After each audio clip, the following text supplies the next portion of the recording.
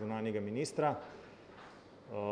Vesel sem bil tvoje prošnje, oziroma predloga, da kot prvo državo v tem novem mandatu obiščeš Slovenijo, zato te danes gostim kot svojega kolega sosednje partnerske države.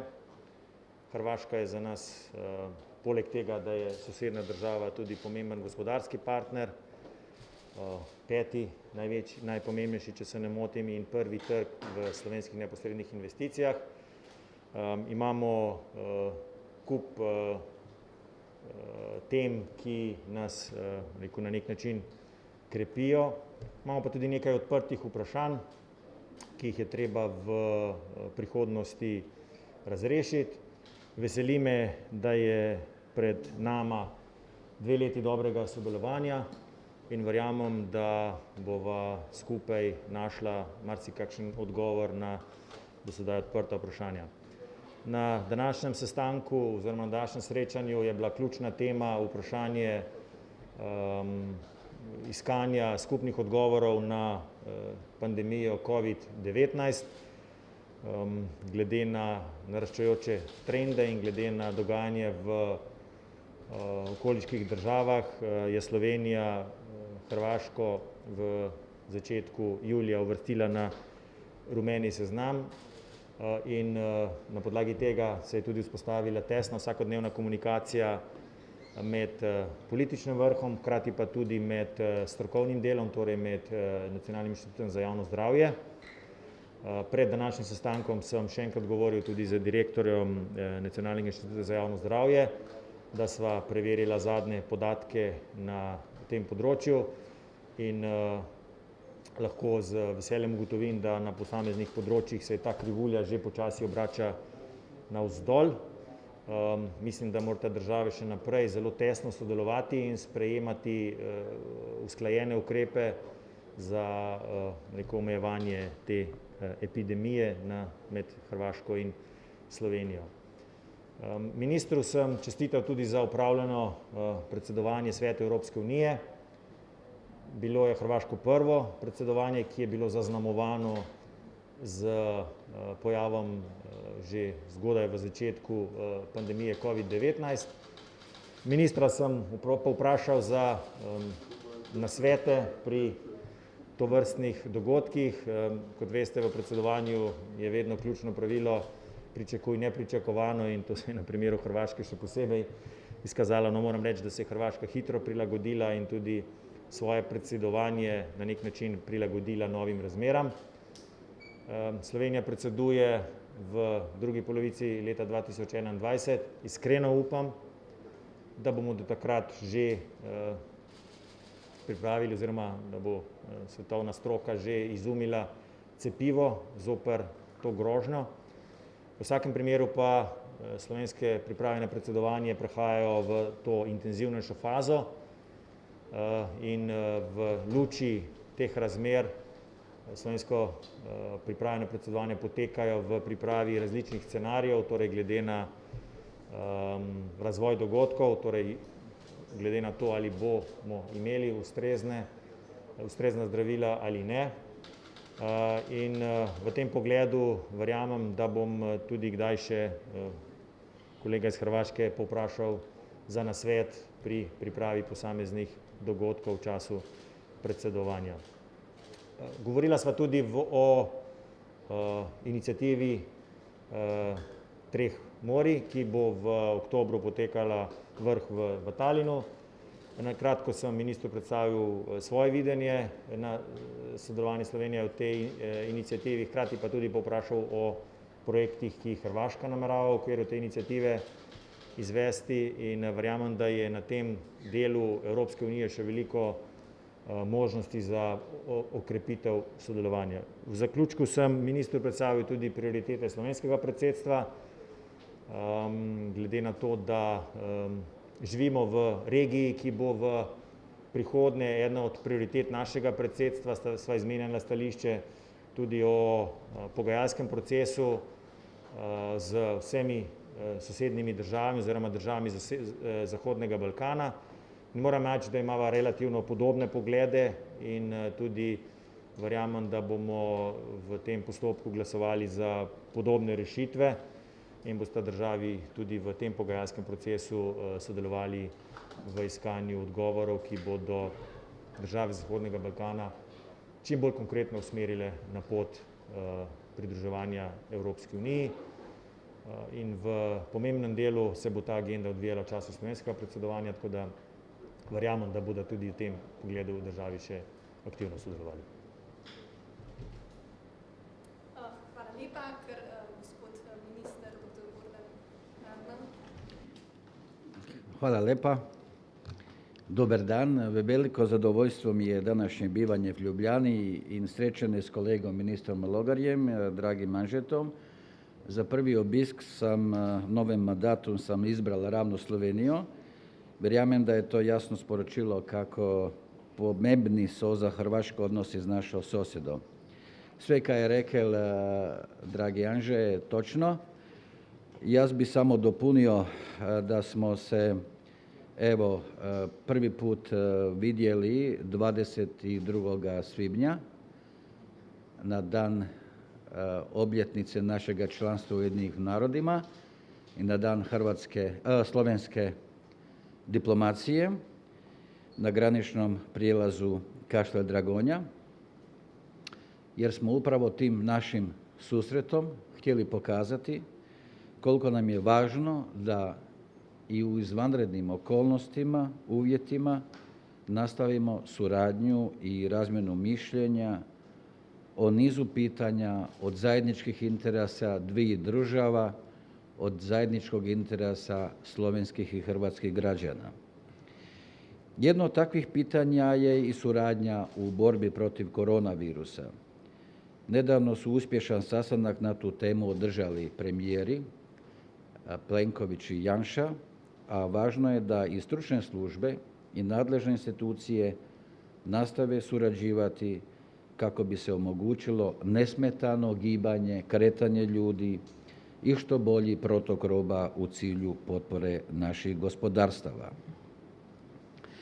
Prijelazi za malogranični promet ponovno su sporazumno otvoreni 15. lipnja, nakon našeg susreta na graničnom prijelazu Kaštel Dragonja. Vrlo uspješna i pojačana suradnja vidljiva je u raznim područjima, kao na primjer poput nedavne repatriacije državljana zrakoplovom Croatia Airlines iz Kine, rješavanja pitanja kamionskog prometa, otvaranja granica itd. Hrvatska je nakon postupnog otvaranja granica u najkraćem mogućem roku osigurala jasan i pravodoban epidemiološki okvir za dolazak gostiju i obavljanje turističke djelatnosti, te nas veseli dolazak i naših prijatelja slovenskih gostiju iz Slovenije. Hrvatska je upravo završila svoje predsjedanje Vijećem Europske unije. Zadovoljni smo ostvarenim rezultatima u iznimnim okolnostima i hvala gospodinu ministru Logaru, dragom Mažetu, na tim i pohvalama za naše predsjedanje koje je bilo prvo. Kako je integracija Zapadnog Balkana u Europsku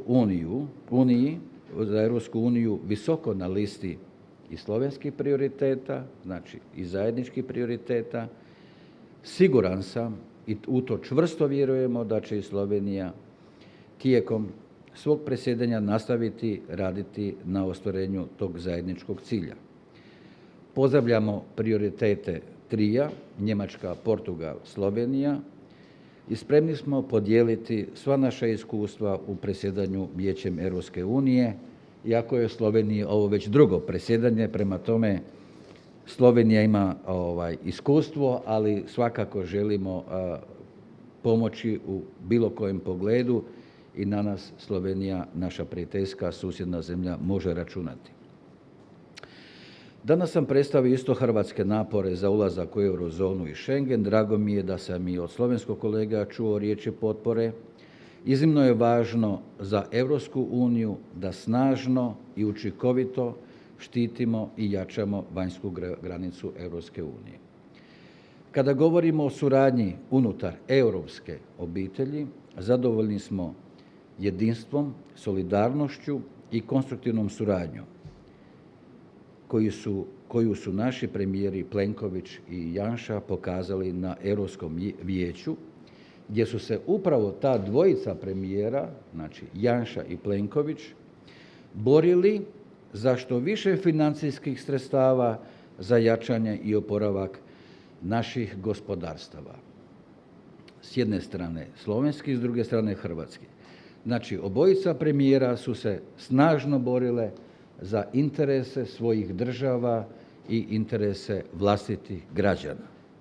I drago mi je da smo tu pokazali zajedništvo, jer u zajedništvu i sličnosti koju imamo kroz stoljeća vidimo i našu perspektivnu budućnost. I drago mi je da upravo danas mogu u mom budućem mandatu da možemo, čini mi se, napraviti jako puno i siguran sam, vjerujem u tome, veliki sam optimist i neki način ovo današnje susret, a on je bio u jutarnjim satima, a kažu narodna pučka poslovica da se po jutru dan poznaje. Ja sam siguran da će se i ovaj naš mandat zajednički, Anžeov mandat i moj mandat koji su negdje tu 4 godine i siguran sam da želim da ostane moj partner, a on isto tako da ostanem ja u Hrvatskoj partner u dijalogu kao 2 ministra i da ćemo napraviti u interesu i Hrvatske i Slovenije, u interesu slovenskih građana, u interesu hrvatskih građana, sve ono što je najbolje kako bi upravo našim politikama, pozitivnim politikama, europskim politikama osjetili građani upravo tu jednu atmosferu dobrosusjedstva. Dragi Anže, že enkrat ti hvala na gostoprimstvu danas ovdje tudi tukaj v Ljubljani i vjerujem da ćemo nastaviti uspješno surađivati na dobrobit naših građana. Hvala lepa obema ministroma. Zdaj pa kar nadaljujemo z novinarskimi vprašanji. Imamo kakšno vprašanje? Če se lahko kar postavite, prosim, tamle za mikrofon. Ivan Hrstić, televizija N1 iz Zagreba. Slovenija je stavila Hrvatsku na žutu listu. Ostaje li Hrvatska na tom popisu zemalja, dakle ne potpuno sigurnih zemalja? Postoje li ikakvi pritisci da se Hrvatska nađe na listi, na onoj crvenoj listi?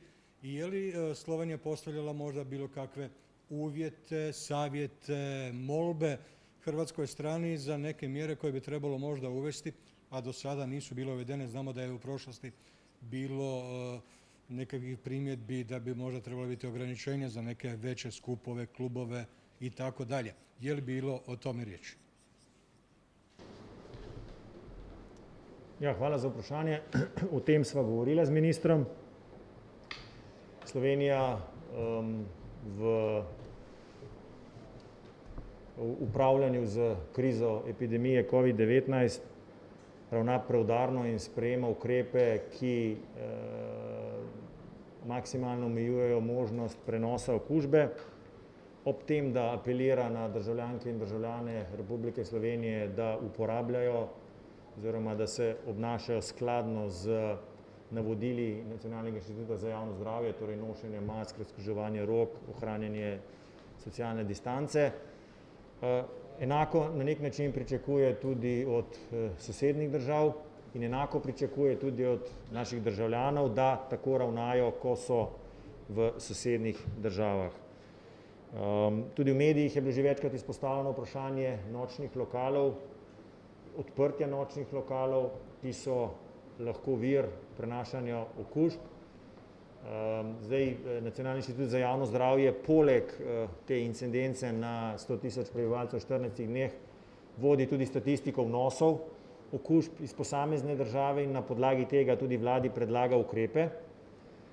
In v tem pogledu sem ministru predstavil ugotovitve Nacionalnega inštituta za javno zdravje, torej v preteklosti povečan vnos v začetni fazi teh okužb iz Hrvaške, kar terja na nek način usklajeno delovanje obeh držav. Zato sta se na podlagi srečanja predsednikov vlad in ministra za notranje zadeve ter predstojnikov Inštituta za nacionalno zdravje na Otočcu obe organizaciji, torej Inštituta za nacionalno zdravje, dogovorila za redno sodelovanje in se tudi praktično vsakodnevno obveščajo o spremembah in porastu ali upadu posameznih okužb na posameznih področjih iz Hrvaške. Prej sem omenil, da v zadnjem času opažajo določen napredek, kljub temu so pa ta vprašanja še vedno odprta, torej odprtje nočnih lokalov, mislim, da do 2. ure zjutraj, in pa meja z Bosno in Hercegovino, to sem posebej izpostavil danes, ker so se tudi v medijih že pojavljali primeri, da nekdo 14 dni biva na ozemlju Bosne in Hercegovine, potem pa za 2 dni preide na Hrvaško in potem na slovenski meji to predstavi kot bivanje na Hrvaškem. Zdaj, to je praksa, ki se ne sme nadaljevati, kajti v nasprotnem primeru tvegamo preveč pri teh okužbah, zato verjamem, da bodo tako Nacionalni inštitut za javno zdravje, kakor tudi predstojniki izvršilne veje oblasti našli pravi odgovor na to vprašanje. Verjamem pa, da bodo s skupnimi, usmerjenimi in koordiniranimi ukrepi obe državi uspeli zagotoviti neko upad pojav virusa v tem delu pač obeh držav, torej primorskem delu Hrvaške in seveda v Sloveniji. In oba ministra sva se pri tem zavzela za skupno sodelovanje in redno usklajevanje na tem področju. Hvala lepa, kar nadaljujemo z vprašanji. Dobar dan, Aleksandar Kravter iz Nove24 TV. Prvo vprašanje se navezuje okoli vašega tvita, okoli predsedovanja Slovenije Evropski uniji glede kolektorja investicije v času vlade Marjana Šarca. Prvo vprašanje, kako komentirate to pritožbo, ki je zdaj prišla v javnost?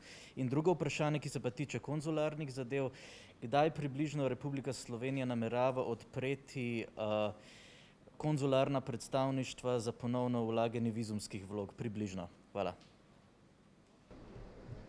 Ja, hvala za to vprašanje.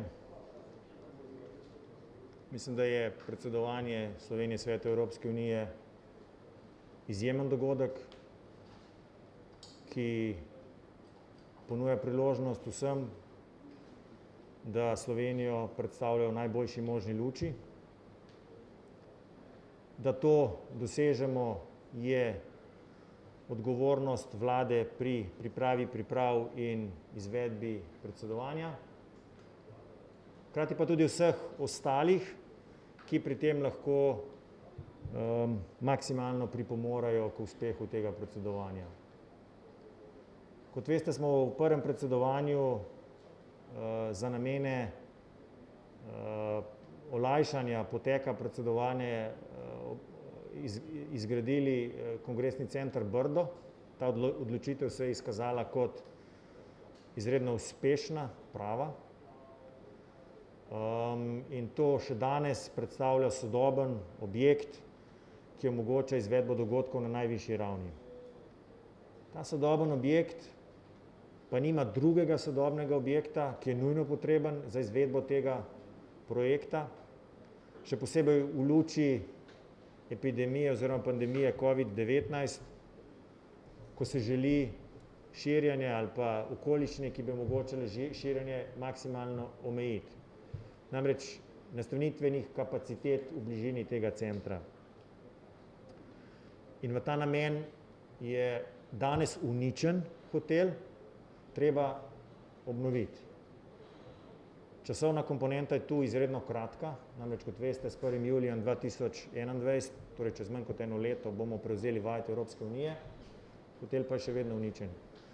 Zato iskreno ne razumem interes kateregakoli gospodarskega subjekta, ki bi v tem postopku postavil nogo, da se ne omogoči stroškovno učinkovita in hitra obnova obstoječega hotela, ki bi omogočila zadovoljitev nujno potrebnih kapacitet za izvedbo predsedovanja. Težko si predstavljam logistični zalogaj, ko bi tam ostal zaradi pritožb določenih gradbincev razbit, nedokončan objekt. Hkrati pa bi morali mimo tega objekta voziti visoke predstavnike v hotele, v ne vem, druge občine ali celo v Ljubljano.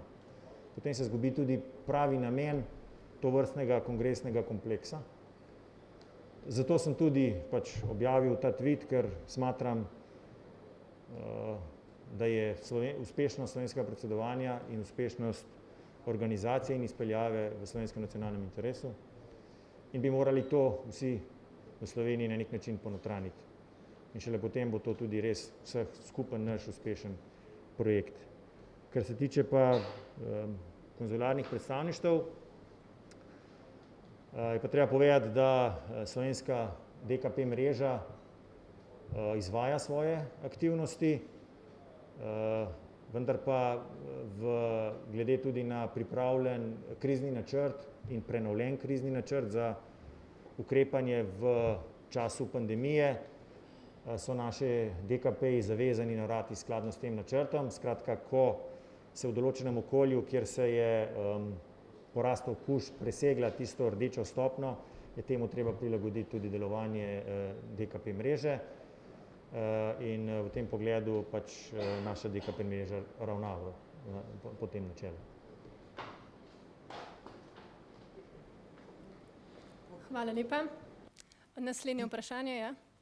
Torej, Marta Razboršek, TV Slovenija. Vprašanje je, glede na to, da ste tokrat pa omenili, da imamo še nekaj odprtih vprašanj s Hrvaško in glede na to, da sta zdaj očitno bosta nekaj časa sodelovala, me zanima, če ste odprla tudi te teme, se pravi uresničitev arbitražne odločbe. Vprašanje je za oba, v katero smer bi naj šli ti pogovori, kdaj se bodo začeli in seveda zanima me tudi, kdaj bo imenovan posebni odposlanec za Hrvaško, ki ste ga predvideli že na začetku svojega mandata, pa potem pač korona kriza vse skupaj malo zaustavila. Morda pa še dodatek na to vprašanje, kdo bo potem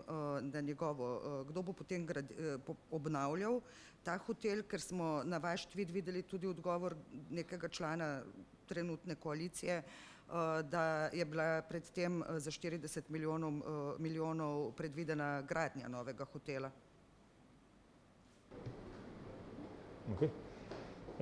Odprla sva vsa vprašanja, predstavila svoje stališča, ki v zvezi s tem, vsaj slovensko stališče, ostaja nespremenjeno, hkrati pa se zavzela za poglobitev dialoga in verjamem, da bomo v prihodnem obdobju na nek način vsa odprta vprašanja v različnih sestavah predstavnikov vlad postavili na mizo in iskali rešitve za tista vprašanja, ki jih v posameznem obdobju lahko rešijo. Vprašanje posebnega odposlanca ni bilo odprto, ga tudi na ministrstvu še nismo posebej obravnavali. Kot veste, imamo konec avgusta sklican posvet z diplomatsko mrežo. Odločil sem se, da ta termin iz januarja skladno z uveljavljeno prakso v drugih državah članicah prestavim na konec poletni čas za pripravo na novo sezono. Verjamem, da bo tudi takrat to vprašanje na dnevnem redu med diplomati Ministrstva za zunanje zadeve. Kar se tiče obnove projekta, pa ostajam pri tem, kar sem dejal. Vem, da je treba objekt obnoviti. Vem, da so na Generalnem sekretariatu Vlade Republike Slovenije skrajno varčni, kar se tega tiče, vendar pa z zadostnimi sredstvi za to, da projekt pripravijo za potrebe predsedovanja. Kot sem rekel, pa lahko posamezniki z vlaganjem neštetih pritožb ta postopek zavlečejo, ampak si težko predstavljam, kje je razlog za tovrstne postopke, glede na to, da je, kot sem rekel, predsedovanje Slovenije Svetu Evropske unije naš skupen nacionalni projekt in bi moral biti vsem v interesu, da se priprave uspešno in pravočasno zaključijo in da Slovenija dobro predseduje Svetu Evropske unije.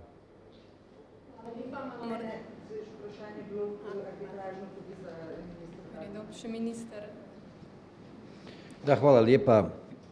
Evo, dakle, postoje taj, uglavnom, mi smo se sastali upravo kako bismo i te drugačije poglede, kada je u pitanju i odluka i Suda Europske unije o nadležnosti, ali u svakom slučaju ono što je bitno je dobra volja i interes. Postoje razni dokumenti koji čak i nude neka polazne osnove za rješavanje naših zajedničkih pitanja, koji mislim da uz jedan konstruktivni, strukturni pristup, kvalitetan napor, iskreni dijalog, mislim da možemo riješiti upravo dobrom voljom, zalaganjem, jer mi smo političari i diplomati odgovorni za naše građane, slovenske, hrvatske građane, za naše domovine i za zajedničke interese. Mislim da ćemo uskoro moći, siguran sam, očekivati, ja sam optimist, a želim optimizam i uložiti, ne samo očekivati dobra rješenja, želim doista uložiti iskustvo vlastito, znanje i želju da ostavimo traga u našem mandatu i da na zadovoljstvo jednako i hrvatskih i slovenskih građana da imamo jedno rješenje s kojim ćemo biti doista ponosni i koji ćemo prikazati kao jedan europski model rješavanja dviju zrelih, odgovornih zemalja članica Evropske unije. Hvala lepa. Naslednje vprašanje je sta. Mihael Šušteršič, Nacionalna slovenska tiskovna agencija. Minister Grlić Radman, nisem vas čisto dobro zastopil, zdaj razumel glede tega arbitražnega vprašanja. Ste v tem času, tudi v bistvu v vašem času ministrovanja, ki je zdaj približno 1 leto, če se prav spomnim, ste prišli kakšen korak naprej, sta državi že zbližali kakšna vsaj malenkost stališča, ali smo še zmeraj tam, kjer smo bili recimo lani takle čas, kar se arbitraže tiče. Druga stvar, rekli ste, to je pa vprašanje za ministra Logarja, minister vam je predstavil hrvaško vključevanje v območje evra in Schengna. V preteklosti je bilo stališče Slovenije, da mora Hrvaška pri tem izpolnjevati načela pravne države, spoštovati vladavino prava. In ocena je bila, da pač tam še ni. Zdaj glede na stališča iz zadnjega vrha EU, slovenska stališča, kakšno je zdaj stališče Slovenije glede vključevanja Hrvaške v Schengen in evro. Pa še eno vprašanje bi imel glede soočanja s pandemijo. Bliža se novo šolsko leto, čez 1 mesec se odpira, prišli smo do informacij, da naj bi recimo okrog 15. avgusta države začele umirjati te turistične tokove, predvsem, da bi se šolsko leto lahko začelo brez nekih hujših pretresov, porastov, okužb in tako naprej. Ali sta govorila tudi kaj v tej smeri, priprav torej na šolsko leto, se obetajo recimo kakšne omejitve na mejah dodatne v avgustu. To bi bilo to, no. Hvala lepa. I mislim da sam odgovorio zapravo na kolegici koja je bila vezano. Vi znate kakav je stav i Hrvatske. Ono što je važno je da smo tu i nije važan kakav će biti model, ali bitno je zapravo da smo pokazali spremnost 2 ministra, 2 premijera, 2 države, da želimo sva pitanja koja su otvorena, riješiti ih na dobrobit vlastitih građana.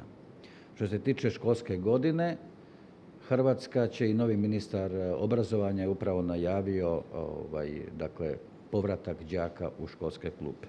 Tako da očekujemo da će jesen donijeti određene prilagodbu na, ja vjerujem, bolje uvjete.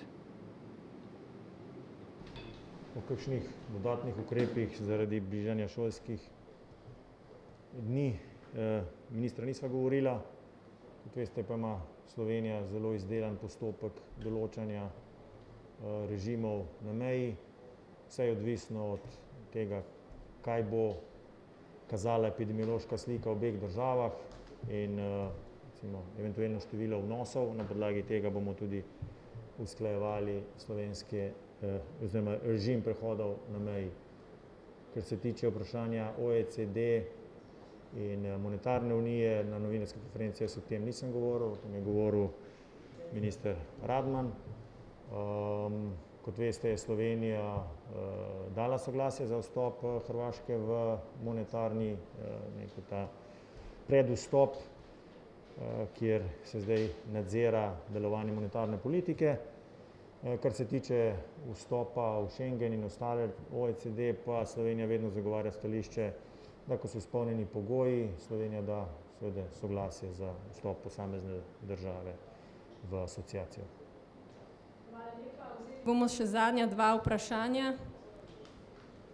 Dobar dan, Vitomir Petrović, Planet TV.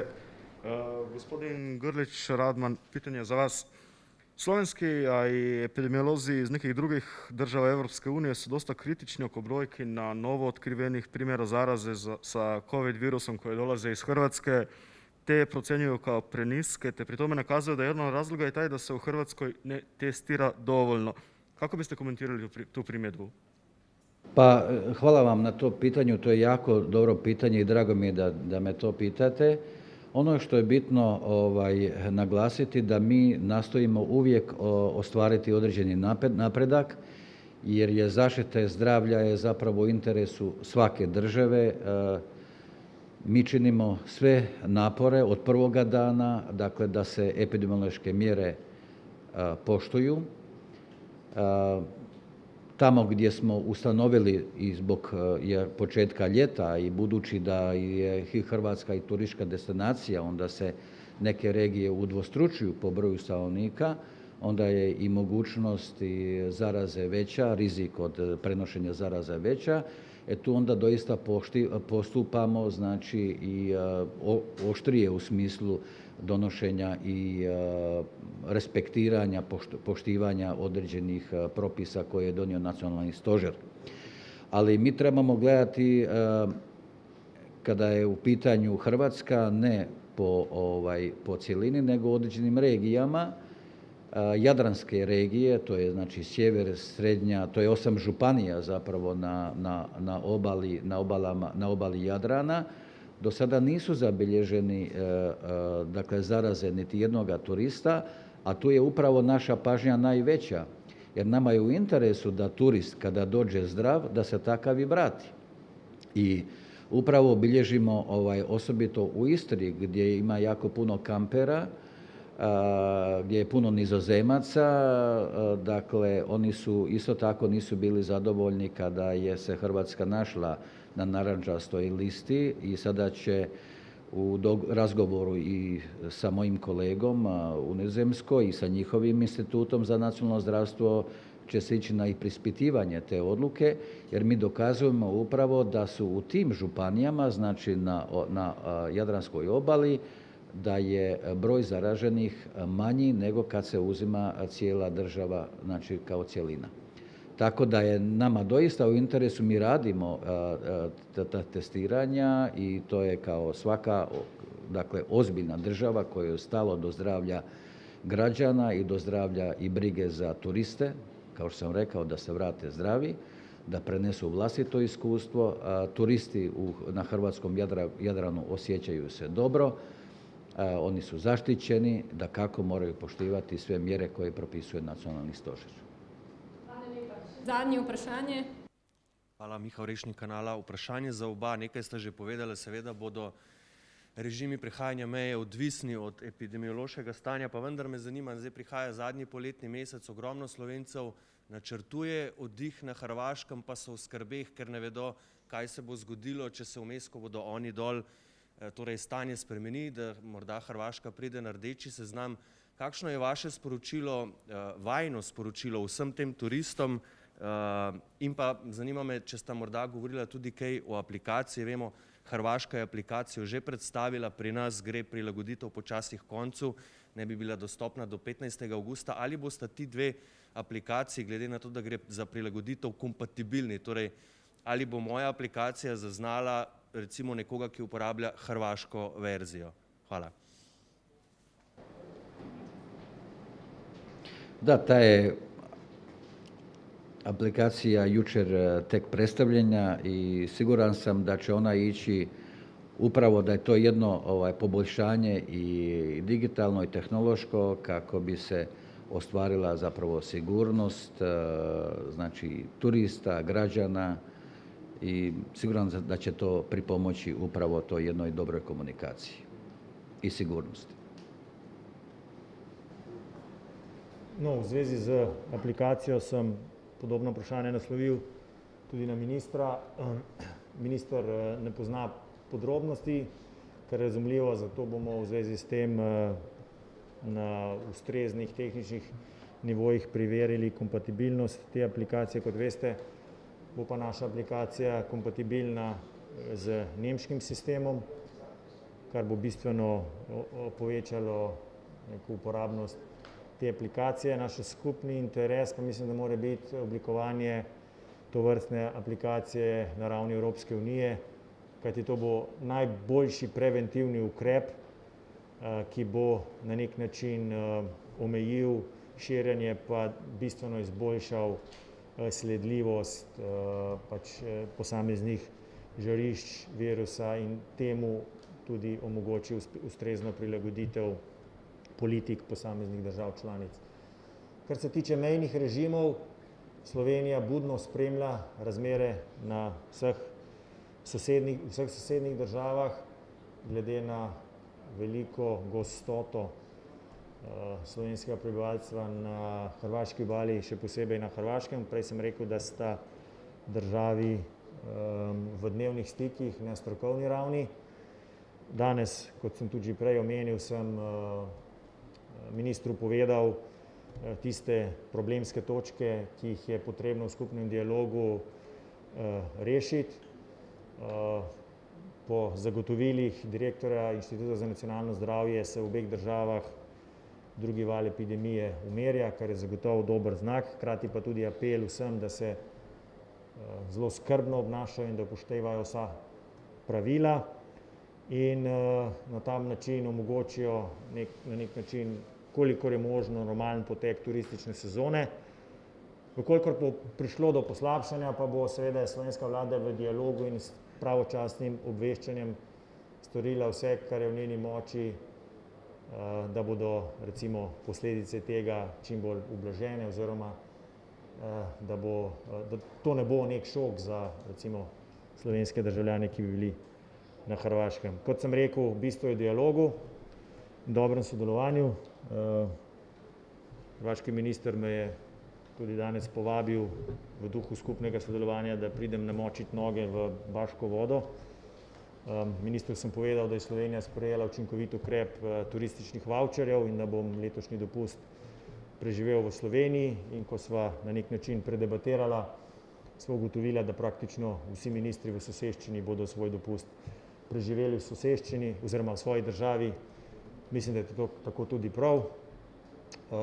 Ministra pa vabim, da morda pride malce zaplavati tudi v kakšen naš bazen ali pa slovenski Piranski zaliv in ob kavici morda nadaljujeva še to prijetno razpravo, ki smo jo danes imela tudi tu v prostorih Ministrstva za zunanje zadeve.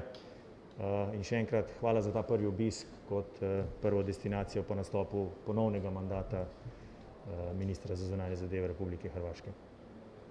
Hvala lepa ministroma, hvala lepa tudi vam. S tem zaključujemo današnjo tiskovno konferenco.